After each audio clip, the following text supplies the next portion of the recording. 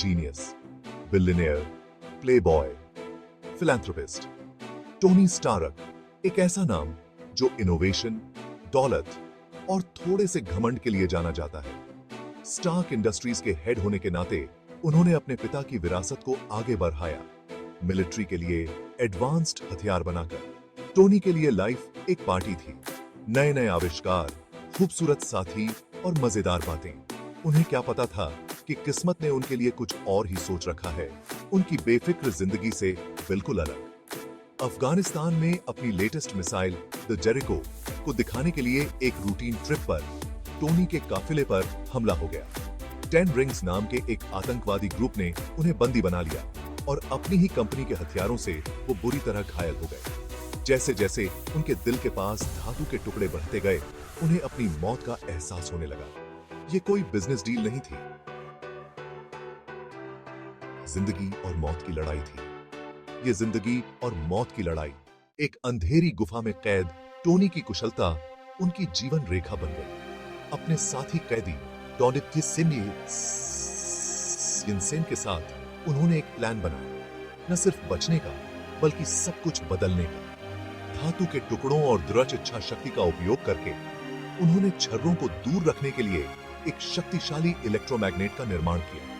यह साधारण उपकरण मानवीय लचीलापन का प्रमाण तो बस शुरुआत थी। उनके क्रिएशन का दिल आर्क रिएक्टर था, अकल्पनीय शक्ति का एक छोटा ऊर्जा स्रोत। यह केवल टोनी की जान बचाने के बारे में नहीं था, यह एक नई शुरुआत की चिंगारी थी। हथौड़े के हर वार के साथ, धातु के हर वेल्ड के साथ आयरन मैन सूट आकार लेने लगा, निराशा की आग में जाली हुई आशा का प्रतीक। अब समय आ गया था कि हिसाब चुकता किया जाए। अपने क्रिएशन, एक भद्दे लेकिन शक्तिशाली धातु के सूट पहने हुए टोनी ने कैद से बाहर निकलने के लिए संघर्ष किया। कभी लापरवाह प्लेबॉय अब एक योद्धा था जो एक नए उद्देश्य से प्रेरित था। उसने मौत को सामने से देखा था और बदलकर उभरा था। घर लौटकर टोनी अपनी कंपनी के कार्यों की वास्तविकता को नजरअंदाज नहीं कर सके। उनके द्वारा बनाए गए हथियार जो रक्षा के लिए थे, अब गलत हाथों में थे, अराजकता और विनाश को बढ़ावा दे रहे थे। उनका नजरिया बदल गया, उनका अपराध बोझ बन गया। उन्होंने अपनी गलतियों को सुधारने, अपनी तकनीक का इस्तेमाल अच्छे के लिए करने की कसम खाई। सेक्शन 4, आयरन मैन का उदय। पछतावे और प्रायश्चित करने की इच्छा से प्रेरित होकर टोनी ने अपनी पूरी प्रतिभा आयरन मैन सूट को बेहतर बनाने में लगा दी। लाल और सोने के एक चिकना शक्तिशाली कवच के साथ भारी धातु के गोले को हटा दिया गया था। यह आशा का प्रतीक था, अन्याय के खिलाफ प्रकाश स्तंभ। वह जानता था कि वास्तव में फर्क करने के लिए उसे अपने अतीत के परिणामों का सामना करना होगा। उसके द्वारा बनाए गए हथियार अब उसके पूर्व बिजनेस पार्टनर ओबद्याह स्टेन के हाथों में थे, जो लालच और शक्ति से प्रेरित व्यक्ति था। एक तस्लीम अपरिहार्य थी, एक ऐसी लड़ाई जो टोनी के संकल्प और उसकी रचना की सीमाओं का परीक्षण करेगी। सेक्शन 5, परिणामों का सामना। ईर्ष्या और महत्वाकांक्षा से ग्रस्त ओबद्याह ने भी एक सूट बनाया था, जो टोनी के क्रिएशन का एक विकृत रूप था।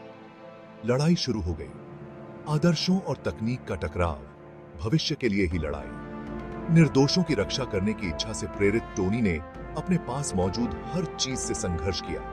अंत में टोनी विजयी हुआ, लेकिन बिना किसी नुकसान के नहीं। उसने रसातल में देखा था और मजबूत होकर उभरा था। उसके अहंकार को विनम्रता से बदल दिया गया था, उसकी लापरवाही को जिम्मेदारी से बदल दिया गया था। उसने अपने भाग्य को स्वीकार कर लिया था, अरबपति प्लेबॉय टोनी स्टार्क के रूप में नहीं, बल्कि मानवता के बख्तरबंद रक्षक आयरन मैन के रूप में। दुनिया ने विस्मय में देखा, क्योंकि टोनी स्टार्क ने एक ऐसे क्षण में जिसने सब कुछ बदल दिया, उन शब्दों का उच्चारण किया जो एक विरासत को परिभाषित करेंगे। I am Iron man.